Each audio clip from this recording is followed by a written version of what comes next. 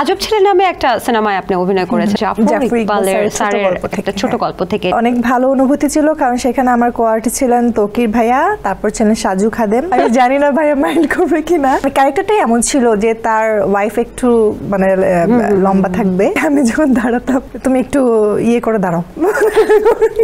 অসাধারণ ভালো co actor তিনি, আমাকে অনেক বেশি সাপোর্ট করেছেন আমার চরিত্রায়নে। আমি তো মডেল না, কেন আমাকে মডেল বলে? বাহ, চমৎকার। আজব ছেলে নামে একটা সিনেমায় আপনি অভিনয় করেছেন এবং যদি ভুল না করে থাকি ডক্টর মোহাম্মদ জাফর ইকবালের স্যারের একটা ছোট গল্প থেকে এটা হয়েছে। তো ওই গল্পে অভিনয় করার পেছনে কেমন অনুভূতি ছিল আপনার? অনেক ভালো অনুভূতি ছিল, কারণ সেখানে আমার কো-আর্টিস্ট ছিলেন তৌকির ভাইয়া, তারপর ছিলেন সাজু খাদেম। ওনারা আমার বেশিরভাগ সিনই ছিল তৌকির ভাইয়ের সাথে।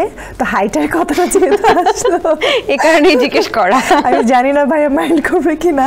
না, অভিনেতা কখনো এই ব্যাপারে মাইন্ড করবে না। তারপর বলি যে আমাকে ডিরেক্টর বলেছে, মানে ক্যারেক্টারটাই এমন ছিল যে তার ওয়াইফ একটু মানে লম্বা থাকবে, মানে অন্যরকম থাকবে। তো সেই জায়গা থেকে একটু ব্যালেন্স করার জন্য একটু হিল, মানে ওনার ক্যারেক্টারটাই ডিমান্ড করেছিল আর কি। তো সেই জায়গা থেকে আমি যখন দাঁড়াতাম বলতো কি যে তুমি একটু ইয়ে করে দাঁড়াও,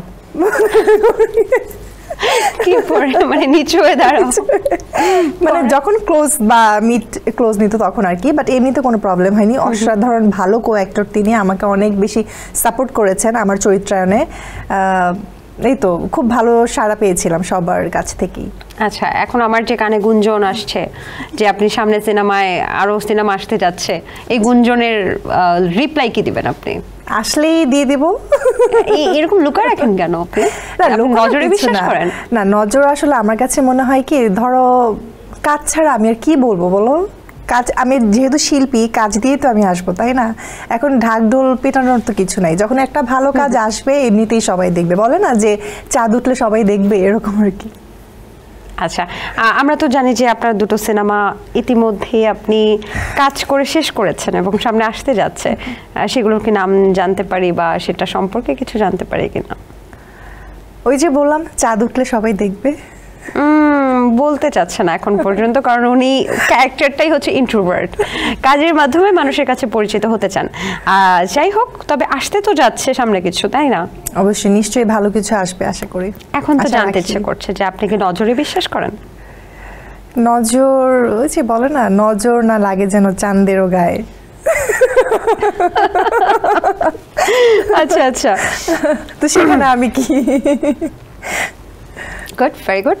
অভিনয়, মডেলিং বা উপস্থাপনা, তিনটাই তো করেছেন। আসলে আমি মডেলিং করিনি কখনো। আমার প্রথম থেকে প্রায়োরিটি ছিল আমি অভিনয়ে নিজেকে প্রতিষ্ঠিত করব, সেভাবেই আর কি একটু একটু করে নিজেকে প্রস্তুত করা। মডেলিং আমি করতেও চাই না, কারণ মডেলের বিষয়টাই হচ্ছে ভিন্ন, অভিনয়ের বিষয়টা ভিন্ন আমার কাছে আর কি। যখন আমি একজন মডেল বা র্যাম্প করছি বা কোনো মানে কি বলে প্রোডাক্টের ইয়ে করছি, সেটাও একরকম, বাট অভিনয়টা আরেক রকম। তা আমার কাছে মনে হয় আমি যদি মডেল হিসেবে নিজেকে প্রতিষ্ঠিত করতে চাই, আমি হয়তো অভিনয়টাকে ভালোভাবে ফুটিয়ে তুলতে পারবো না, সেটা কিছুটা হলেও আমার কাছে কনফ্লিক্ট তৈরি হবে। সেই জায়গা থেকে আসলে আমি, এটা অনেকে বলে আমাকে, জানো অনেকে কাজের জন্য বলে যে আপনি তো মডেল, তখন আমার খুব কনফ্লিক্ট হয় যে না, আমি তো মডেল না, কেন আমাকে মডেল বলে। আচ্ছা, সেন্সেশন ক্লাসিক স্ট্রবেরি ও কফি ভ্যারিয়েন্টে